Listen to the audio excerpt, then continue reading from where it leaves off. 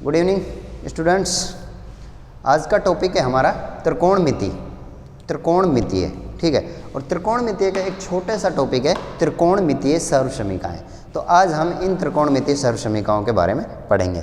तो ये त्रिकोणमितीय सर्वसमीकाएं कहाँ से आती हैं, मतलब इनका जो उत्पत्ति है वो कैसे होती है। तो हम इसकी आज उत्पत्ति पढ़ते हैं कि उत्पत्ति एक्चुअली में कैसे होती है ये, ठीक है। सर्वसमीकाएं के बारे में पढ़ने के लिए हम एक समकोण त्रिभुज लेते हैं सबसे पहले। तो मान लेते हैं ये हमारे पास एक समकोण त्रिभुज है, ये हमारा एक समकोण त्रिभुज है। इसको मैं नाम दे देता हूं बच्चों ए, बी और सी। ए बी सी मैंने इनको नाम दे दिया। इस त्रिभुज में एक जो इसका कोण है ना वो 90 डिग्री है, ये 90 डिग्री है।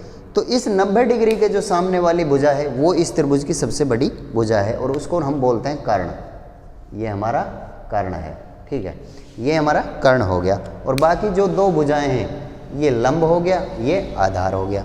तो इसको मैंने आधार मान लिया, इसको मैं आधार मान लेता हूं और ये मेरा लंब हो गया, ठीक है। ये लंब हो गया और ये आधार हो गया। तो हम जानते हैं कि इस त्रिभुज में हम एक प्रमेय पढ़ी है हमने समकोण त्रिभुज की, बोधायन प्रमेय। बोधायन प्रमेय के बारे में हमने 9th क्लास में पढ़ लिया है। बोधायन प्रमेय क्या होती है, मैं एक बार आपको इसका कथन बता देता हूँ कि त्रिभुज की, समकोण त्रिभुज की सबसे बड़ी भुजा कर्ण का स्क्वायर, कर्ण का स्क्वायर का मान, कर्ण के वर्ग का मान बाकी की दोनों भुजाओं के वर्ग के योग के बराबर होता है, ठीक है। तो देखो बोधायन प्रमेय क्या है हमारी, बोधायन प्रमेय, बोधायन प्रमेय। समकोण त्रिभुज ए बी सी में, ए बी सी में बच्चों, ठीक है। बोधायन प्रमेय मतलब त्रिभुज की सबसे बड़ी भुजा क्या है, कर्ण, कर्ण का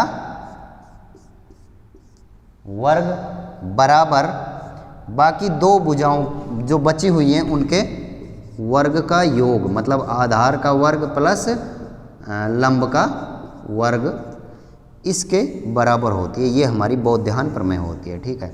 इस बोधायन प्रमेय से हम सारी सर्वसमीकाओं को निकालते हैं।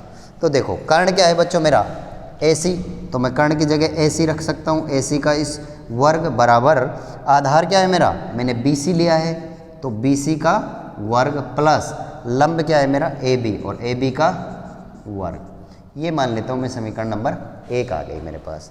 तो अब मैं क्या करूँगा, इस समीकरण नंबर 1 में से, इस समीकरण नंबर 1 में बारी बारी से पहले कर्ण का भाग दूंगा, फिर आधार के वर्ग का भाग दूंगा, पहले कर्ण के वर्ग का भाग दूंगा, फिर आधार के वर्ग का भाग दूंगा और फिर लंब के वर्ग का भाग दूंगा। जब मेरे को सर्वसमीकाएं मिल जाएंगी, 3 सर्वसमीकाएं मिलेंगी। कर्ण का भाग दूंगा तब एक सर्वसमीका मिलेगी, फिर जब आधार का भाग, आधार के इस वर्ग का भाग दूंगा जब दूसरी सर्वसमीका मिलेगी, और जब लंब के वर्ग का भाग दूंगा जब तीसरी सर्वसमीका मिलेगी। तो सबसे पहले मैं क्या करता हूँ, त्रिभुज की सबसे बड़ी भुजा है कर्ण, उसके वर्ग का भाग देते हैं समीकरण नंबर 1 में। तो मैं ये लिख सकता हूँ समीकरण 1 में AC स्क्वायर से भाग देने पर,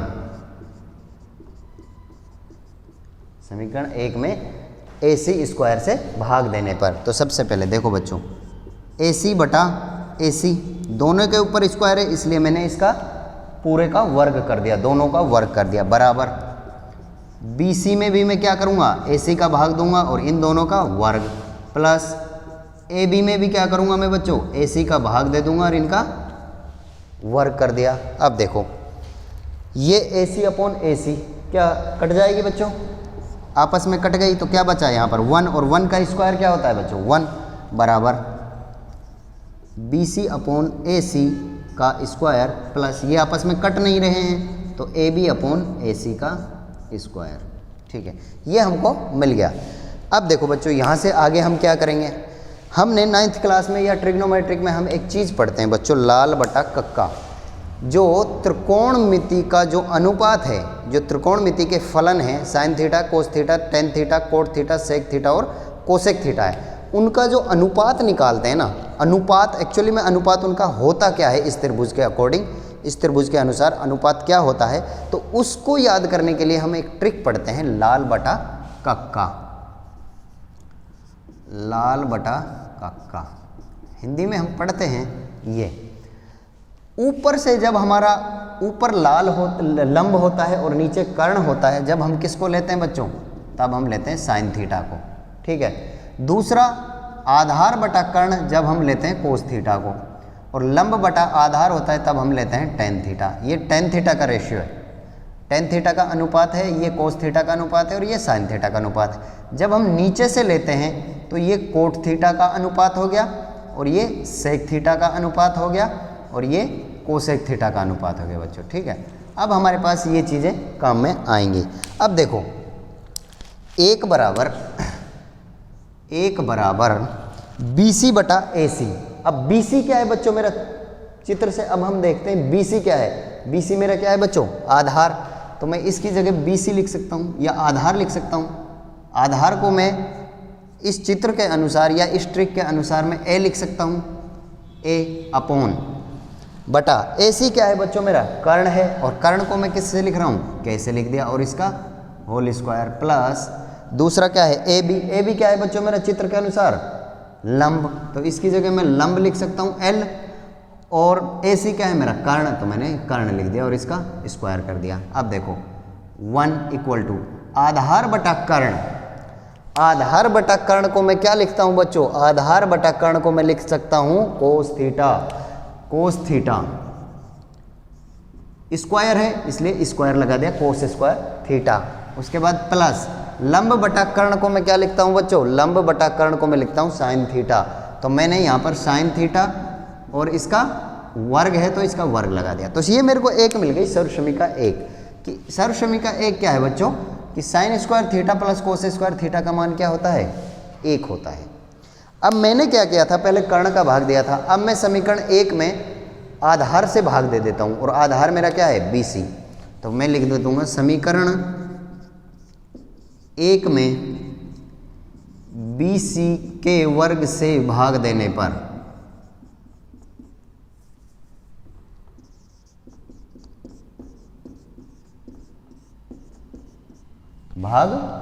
अब मेरा समीकरण एक क्या है बच्चों, AC। किसका भाग दे रहा हूं मैं, BC। तो BC और इन दोनों का स्क्वायर बराबर BC बटा BC और इसका स्क्वायर प्लस AB बटा BC इसका स्क्वायर। मैं भाग दे रहा हूं इन दोनों में, तो ये इसका वर्ग हो गया, ये इसका वर्ग हो गया, इसमें हो गया। अब देखो बच्चों BC से BC काट दिया मैंने, ठीक है। अब AC क्या है मेरा बच्चों, AC मेरा कर्ण है, तो मैं इसको कैसे लिख सकता हूँ, अपॉन BC क्या है मेरा आधार, मैंने इसको आधार से लिख दिया और इसका वर्ग कर दिया बराबर BC यहाँ पर 1 बचा, और 1 का वर्ग क्या होता है, 1 होता है, प्लस AB क्या है बच्चों मेरा, AB है मेरा लंब को मैंने L से लिख दिया, और BC क्या है बच्चों मेरा, BC है आधार, और इसको मैंने A से लिख दिया और इसका स्क्वायर कर दिया। अब देखो बच्चों इस ट्रिक के अनुसार अब हम देखते हैं कि K अपॉन A को मैं क्या लिख सकता हूँ। देखो ऊपर K है, मतलब पहले ये आएगा उसके बाद ये आएगा, तो मैं इसको क्या लिख सकता हूँ बच्चों, सेक थीटा। तो मैंने इसको लिख दिया सेक थीटा, और इसका वर्ग, या इसका वर्ग कैसे कर दो, इस वर्ग है तो मैंने यहीं पर स्क्वायर लगा दिया, वर्ग लगा दिया, सेक स्क्वायर थीटा बराबर 1 प्लस लंब बटा आधार को मैं क्या लिख सकता हूँ बच्चों, लंब बटा आधार को मैं लिख सकता हूँ टेन थीटा।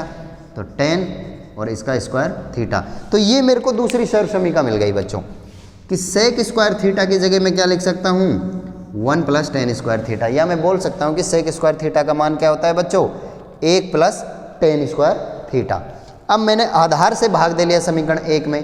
अब मैं क्या करूँगा, समीकरण एक में जो मेरा अब लंब बच गया है उससे मैं भाग दे देता हूँ। तो मैं लिख सकता हूँ समीकरण एक में लंब क्या है मेरा, AB, उसके स्क्वायर से भाग दे देता हूँ। AB के वर्ग से भाग देने पर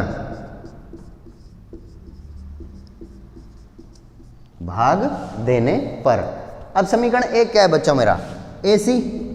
किसका भाग दे रहा हूं मैं, AB के, AB और इसका वर्ग बराबर BC बटा किसका भाग दे रहा हूं, AB और इसका वर्ग प्लस AB अपॉन बटा ए बी के स्क्वायर। अब मैं यहाँ पर देखता हूँ बच्चों, देखो ए बी से ए बी मेरा कैंसिल हो रहा है, तो ए बी से ए बी मेरा कट गया, तो यहाँ पर क्या बचेगा 1 बचेगा। तो देखो ए सी क्या है बच्चों मेरा, ए सी है मेरा कर्ण, तो मैं इसको लिख सकता हूँ कर्ण बटा ए बी क्या है मेरा लंब, इसको लंब और इनका दोनों का वर्ग बराबर बी सी क्या है बच्चों मेरा आधार, ये आधार हो गया, ए बी क्या है मेरा लंब और ये लंब और इसका स्क्वायर कर दिया। ये बी सी ए सी बच्चों देखो ए सी मेरा क्या है कर्ण है, मैं चित्र से ले रहा हूँ सबको। ए सी क्या है, ए बी मेरा लंब है, वो देखो ए बी मेरा लंब है और बी सी आधार है चित्र के अनुसार। तो ये चित्र के अनुसार सब रख रहे हैं हम। अब प्लस क्या बचा 1, क्योंकि ये कट गया तो यहाँ 1 बच गया। अब देखो कर्ण बटा लंब, कर्ण बटा लंब मतलब नीचे से ऊपर की तरफ देखना है, तो उसको मैं क्या लिखूंगा कोसेक थीटा। स्क्वायर है यानी वर्ग है, तो इसका वर्ग कर दूंगा कोसेक स्क्वायर थीटा। आधार बटा लंब, अब आधार बटा लंब में नीचे से देखो आधार बटा लंब, तो क्या लिख सकता हूँ इसको कोट, और कोट का वर्ग प्लस 1। तो ये मेरा जो दूसरी सर्वसमीका मेरे को मिल गई। तो ये मेरी 3 सर्वसमीकाएं हैं जिनको मैं इस समकोण त्रिभुज से फाइंड आउट कर लेता हूँ। ये 3 तो मेन हैं। अब इन 3 से इन 3 सर्वसमीकाओं से मैं 2 और सर्वसमीका ज्ञात कर सकता हूँ। कैसे ज्ञात करेंगे वो देखते हैं हम, ठीक है। सबसे पहले जो हमारी पहली सर्वसमीका थी बच्चों वो क्या थी, sine square theta plus cos square theta बराबर क्या है 1। ये हमने निकाल लिया था। देखो बच्चों ये रहा कि cos square theta plus sine square theta बराबर 1, या sine square theta plus cos square theta बराबर 1। प्लस में संख्या को आगे पीछे कैसे भी लिख सकते हैं, ठीक है। यदि मुझे ओनली साइन स्क्वायर थीटा का मान चाहिए तो पहली तो ये हो गई बच्चों। अब मैं दूसरी निकालता हूँ। यदि मुझे साइन स्क्वायर थीटा का मान चाहिए, ओनली साइन स्क्वायर थीटा का मान चाहिए केवल, तो मैं क्या करूँगा, जो साइन स्क्वायर थीटा के साथ में जो बाकी संख्या है ना, या बाकी जो भी है उसको मैं पक्षांतरण कर दूंगा उसका।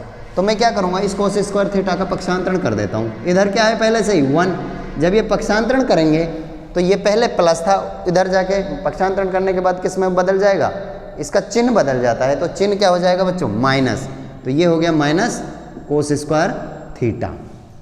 तो दूसरी सर्वसमीका ये आ गई इससे। अब देखो इससे तीसरी पढ़ते हैं हम।